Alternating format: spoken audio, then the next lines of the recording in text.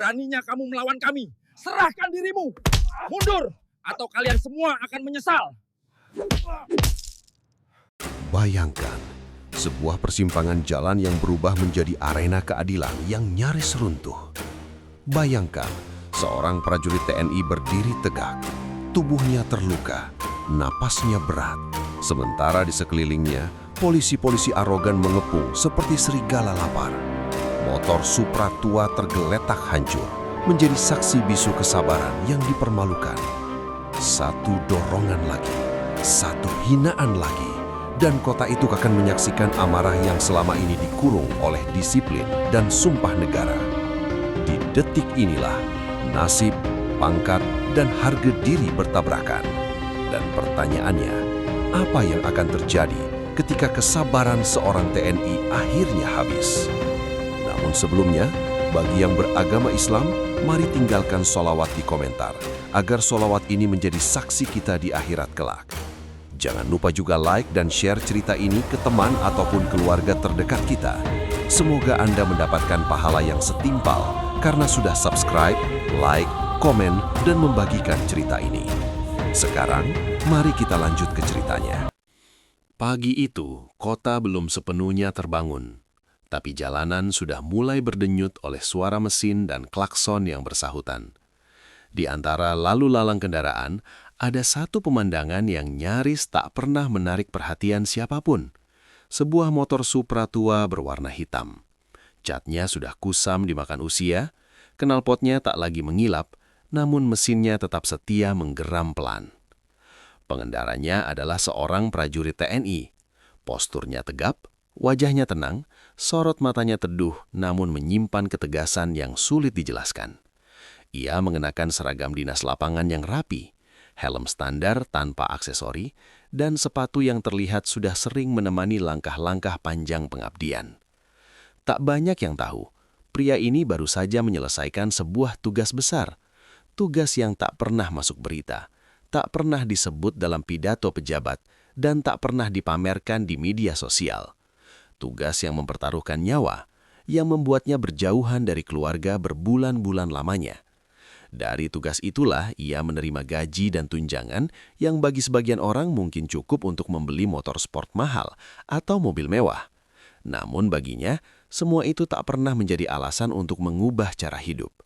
Supra tua ini adalah saksi perjalanan hidupnya, kendaraan yang menemaninya sejak ia masih prajurit muda dengan gaji pas-pasan. Ia tak pernah merasa perlu mengganti kesetiaan itu dengan kemewahan. Di sisi lain kota, suasana yang sangat berbeda sedang terjadi. Deru motor besar memecah udara pagi dengan suara yang memekakkan telinga. Beberapa motor gede berbaris rapi, bodinya besar, catnya mengilap, lampunya menyilaukan. Di barisan terdepan berdiri seorang polisi yang baru saja diangkat menjadi ketua. Seragamnya tampak baru, pangkat di pundaknya masih terasa hangat oleh rasa bangga.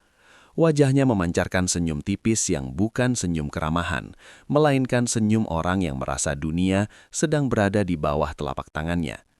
Sejak kenaikan pangkat itu, ada sesuatu yang berubah dalam dirinya. Cara bicaranya lebih keras, langkahnya lebih berat, dan tatapannya lebih merendahkan. Ia merasa jabatan adalah tiket untuk berbuat semaunya. Bersama dua anak buahnya yang tak kalah haus akan pengakuan, ia merencanakan sebuah operasi. Operasi yang di atas kertas bertujuan menertibkan lalu lintas, namun di dalam hati mereka adalah ajang menunjukkan kuasa, mencari mangsa, dan memuaskan ego. "Gas sekalian, tunjukkan siapa kita," ucap sang ketua dengan nada penuh percaya diri. Anak buahnya tertawa kecil, mengangguk patuh, seolah kekuasaan atasan mereka adalah perisai yang tak bisa ditembus siapapun. Rombongan motor besar itu pun melaju. Jalanan seakan terbelah oleh suara knalpot mereka. Beberapa pengendara lain menepi, sebagian karena terkejut, sebagian karena takut. Di atas motor besarnya, sang ketua polisi merasakan sensasi yang membuat darahnya berdesir, rasa berkuasa. Ia merasa semua orang wajib memberi jalan, wajib tunduk, wajib patuh tanpa bertanya. Sementara itu, sang prajurit TNI terus melaju dengan kecepatan wajar. Pikirannya fokus pada tugas patroli hari itu. Tak ada niat pamer, tak ada keinginan mencari masalah. Hanya rutinitas, hanya kewajiban. Lampu lalu lintas di depan mulai menyala merah. Ia menarik tuas rem perlahan dan berhenti tepat di garis, seperti yang seharusnya. Detik-detik berlalu, udara pagi terasa hangat. Tiba-tiba, mesin Supra itu batu kecil. Sekali, dua kali, lalu mati. Sang prajurit mengerutkan dahi, mencoba menyalakan kembali dengan tenang. Di saat yang sama, suara motor besar semakin mendekat dari belakang. Sang ketua polisi dan anak buahnya kini tepat berada di belakang Supra tua itu. Dari atas motor gagahnya, sang ketua melirik ke depan dengan ekspresi tak sabar. Bibirnya mengerucut penuh kesal. Ia tak peduli ada apa di depannya. Ia tak peduli siapa pengendara motor kecil itu. Dalam benaknya hanya ada satu pikiran, jalan ini miliknya. Dan ketika lampu masih merah, ketika Supra itu belum bergerak, ketika situasi menuntut kesabaran, ia justru memutar gas dengan keras. Suara mesin besar meraung, menandai awal dari sesuatu yang tak akan pernah bisa diulang kembali. Suara raungan mesin itu memecah ketenangan pagi seperti petir di langit cerah. Dalam sepersekian detik, motor besar itu melesat tanpa kendali. Sang prajurit TNI bahkan belum sempat menoleh ketika benturan keras terjadi. Tubuhnya terhempas ke depan, Supra tua itu terpelanting ke samping. Besinya beradu dengan aspal, menimbulkan suara gesekan panjang yang membuat siapapun yang mendengarnya merinding. Helmnya membentur jalan, pandangannya berkunang-kunang, napasnya tersengal menahan rasa sakit yang menjalar dari bahu hingga punggung. Supra kesayangannya kini tergeletak tak berdaya. Stang bengkok, bodi pecah, oli menetes perlahan seperti darah yang merembes dari luka terbuka. Sang prajurit mencoba bangkit, namun kakinya gemetar. Rasa nyeri menusuk membuatnya kembali terduduk. Tangannya bergetar saat ia bertumpu pada aspal panas. Wajahnya pucat, namun tetap berusaha tenang. Alih-alih menolong, sang ketua polisi justru turun dari motor besarnya dengan wajah merah padam. Langkahnya cepat dan berat, seolah amarahnya jauh lebih penting daripada nyawa manusia di hadapannya. "Kamu buta ya?" teriaknya lantang. Suaranya menggema dan langsung menarik perhatian pengguna jalan lain. "Motor kecil begini sok berhenti di depan." Dua anak buahnya ikut turun, berdiri di sisi kanan dan kiri atasan mereka. Tatapan mereka sinis, bibir mereka menyunggingkan senyum meremehkan. Salah satu dari mereka menunjuk ke arah Supra yang hancur. "Ini jalan raya, bukan bengkel. Kalau motor rongsok, jangan dibawa keluar." Sang prajurit menarik nafas dalam-dalam. Kepalanya masih pening, namun ia memaksa dirinya untuk tetap fokus. Dengan suara tertahan, ia berkata pelan, "Lampu masih merah, motor saya mati mendadak. Saya minta tolong." Belum sempat kalimat itu selesai, sang ketua polisi memotong dengan tawa mengejek. "Tolong, kamu tahu saya siapa?" Ia mendekat, wajahnya hanya berjarak beberapa senti. "Saya ketua di sini. Kamu pikir seragam kamu itu berarti apa?" Nada suaranya penuh penghinaan. Setiap kata seperti pisau yang menusuk harga diri. Sang prajurit menunduk sejenak, bukan karena takut, melainkan menahan gejolak di dadanya. Ia tahu, satu kesalahan kecil bisa berubah menjadi bencana besar. Orang-orang mulai berkumpul. Pengendara motor, sopir angkot, pedagang kaki lima. Mereka berbisik-bisik, beberapa mengeluarkan ponsel merekam kejadian itu. Namun sang ketua polisi tak peduli. Justru semakin banyak mata yang melihat, semakin besar pula egonya mengembang. "Bangun!" hardiknya sambil menepuk bahu sang prajurit dengan kasar. Tepukan itu berubah menjadi dorongan. Tubuh sang prajurit terguncang, rasa sakit di bahunya semakin parah. Anak buah polisi ikut tertawa, salah satu di antaranya ikut mendorong, membuat lingkaran kecil yang menutup jalan. "Jangan sok jagoan cuma karena seragam," kata salah satu anak buah dengan nada mencaci. "Di sini wilayah kami." Sang prajurit menggenggam tangan, urat di lengannya menegang, di kepalanya berkecamuk dua suara. Suara disiplin yang memerintahkannya untuk menahan diri, dan suara naluri yang menuntutnya untuk berdiri melawan ketidakadilan. Ia tahu betul, jika ia bergerak tak akan ada yang bisa menghentikannya dengan mudah. Namun, ia juga tahu konsekuensinya bisa menghancurkan segalanya yang ia bangun selama ini. Ia memilih diam, ia memilih sabar. Keheningan singkat itu justru disalahartikan sebagai kelemahan. Sang ketua polisi tertawa keras. "Lihat, diam. Memang begini kalau ketemu yang punya kuasa." Sorakan kecil mulai terdengar dari warga, bukan sorakan dukungan untuk polisi, melainkan gumaman ketidaksetujuan. Beberapa wajah menunjukkan kemarahan yang tertahan, namun situasi semakin tegang. Dorongan demi dorongan terus terjadi. Bahu sang prajurit terasa panas, bukan hanya oleh rasa sakit, tetapi oleh amarah yang hampir tak terbendung. Udara seolah menegang, jalanan yang tadi ramai kini terasa sempit, sesak oleh ego dan ketidakadilan. Dan di tengah semua itu, sang prajurit tahu kesabarannya sedang diuji hingga batas terakhir. Kerumunan semakin rapat. Wajah-wajah warga terlihat jelas kini. Ada yang marah, ada yang takut, ada pula yang tak percaya dengan apa yang mereka saksikan. Seorang pedagang tua menggeleng pelan, seorang ibu menutup mulutnya dengan tangan, dan beberapa pemuda mulai berani berteriak dari belakang, menyuarakan ketidakadilan yang sejak tadi dipendam. Namun, suara-suara itu tenggelam oleh arogansi yang semakin menjadi-jadi. Sang ketua polisi melangkah lebih dekat. Kali ini bukan sekadar dorongan. Tangannya mencengkram bahu sang prajurit dengan keras, kukunya menekan seragam yang sudah berdebu oleh aspal. "Jangan sok sabar di depanku," katanya dengan suara rendah namun penuh ancaman. "Kamu pikir kamu siapa?" Dua anak buahnya ikut mendekat, membentuk setengah lingkaran. Tubuh mereka menghalangi pandangan, seakan ingin memastikan sang prajurit benar-benar terpojok. Salah satu dari mereka menendang pelan Supra yang sudah rusak itu, membuatnya bergeser dan kembali mengeluarkan suara logam yang menyayat telinga. Saat itu, sesuatu di dalam diri sang prajurit retak. Bukan karena rasa sakit di tubuhnya, bukan karena hinaan yang diterimanya, melainkan karena ketidakadilan yang terang-terangan dipamerkan di hadapan banyak orang. Nafasnya menjadi lebih dalam, dadanya naik turun perlahan.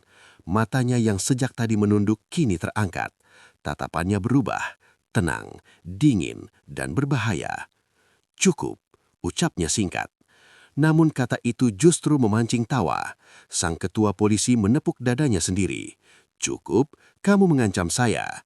Ia mendorong bahu sang prajurit sekali lagi, lebih keras dari sebelumnya. Dorongan itu membuat keseimbangan sang prajurit goyah. Dan di saat itulah, kesabaran yang ditahan mati-matian akhirnya runtuh.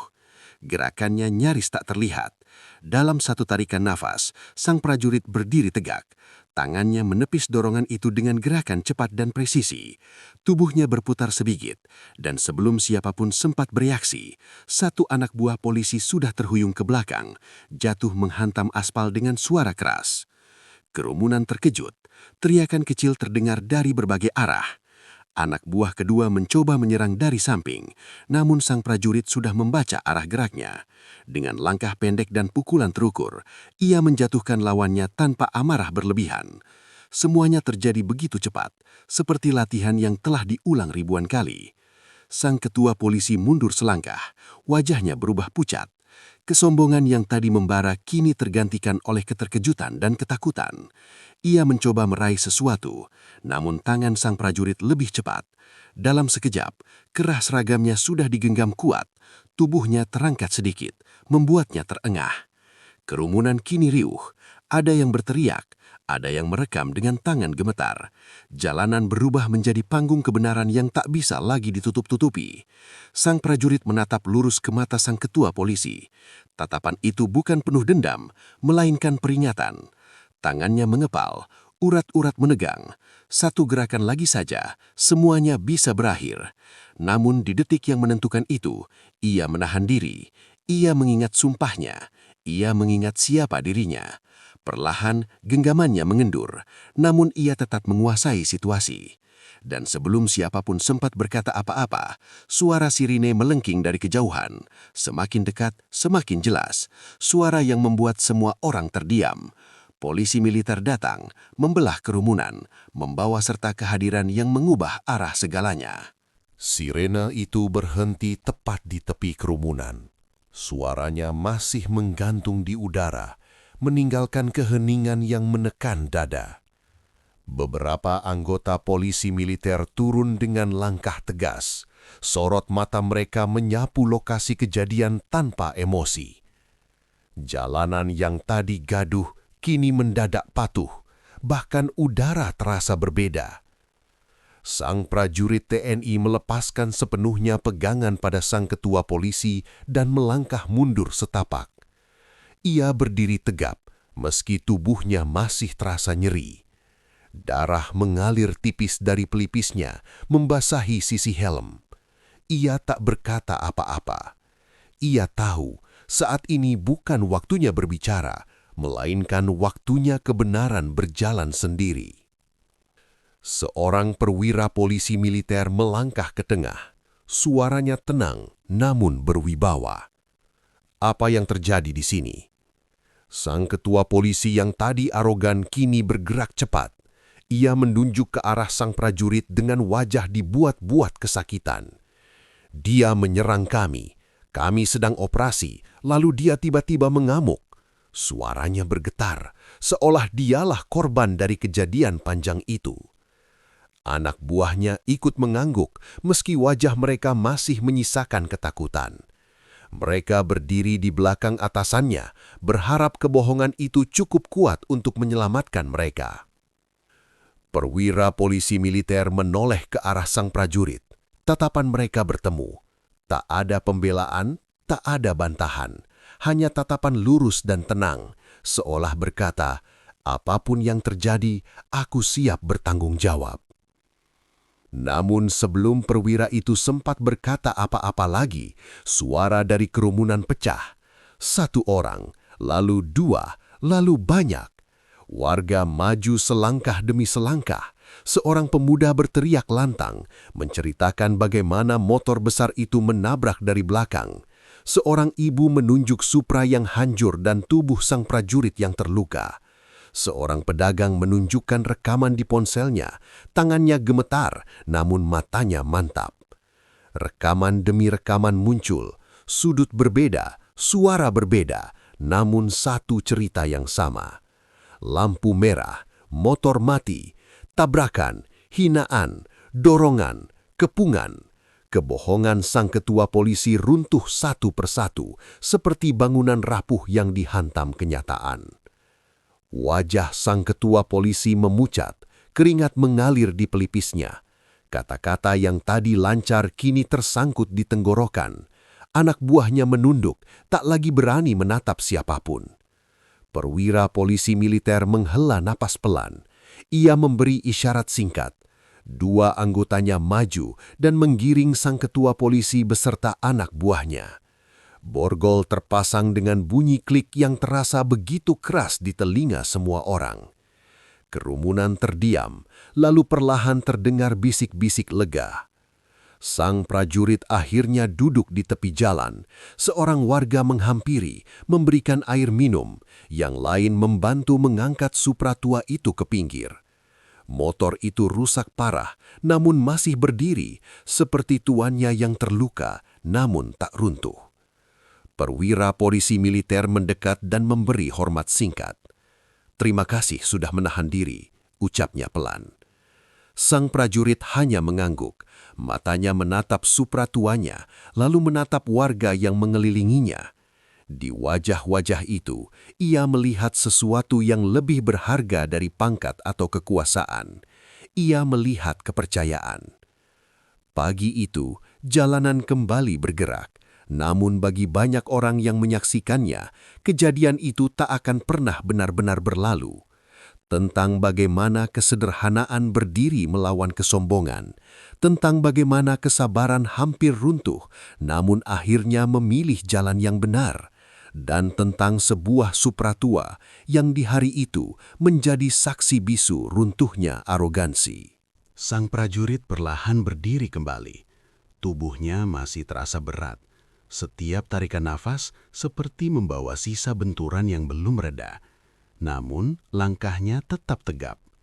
Ia menepikan Supra tua itu lebih jauh dari jalan, mengelus tangki yang penyok dengan tangan berdebu, seolah menenangkan sahabat lama yang baru saja terluka bersamanya. Warga membantu mengatur lalu lintas, membuka jalan agar pagi bisa kembali berjalan, meski bekas kejadian itu masih menggantung di udara. Di kejauhan, rombongan polisi militer membawa pergi sang ketua polisi dan anak buahnya.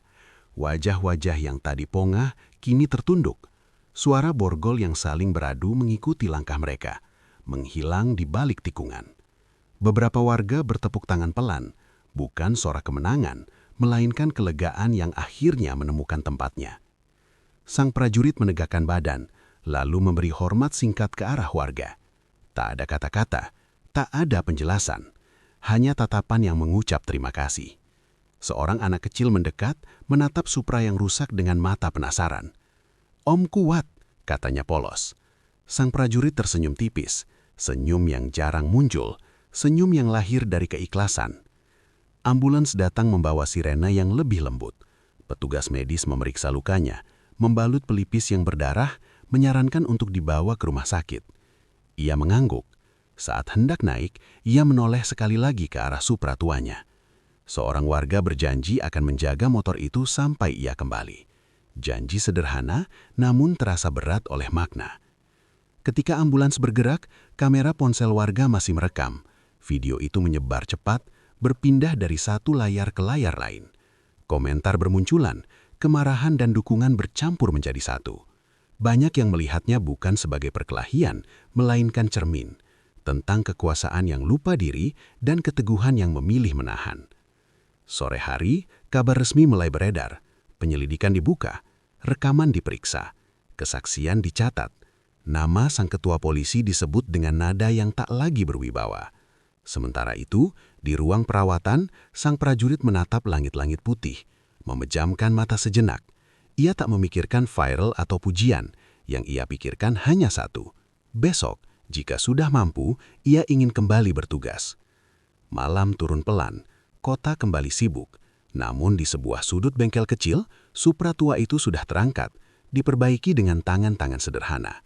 Setiap baut yang dikencangkan seperti mengikat kembali kisah hari itu, menyimpannya agar tak dilupakan.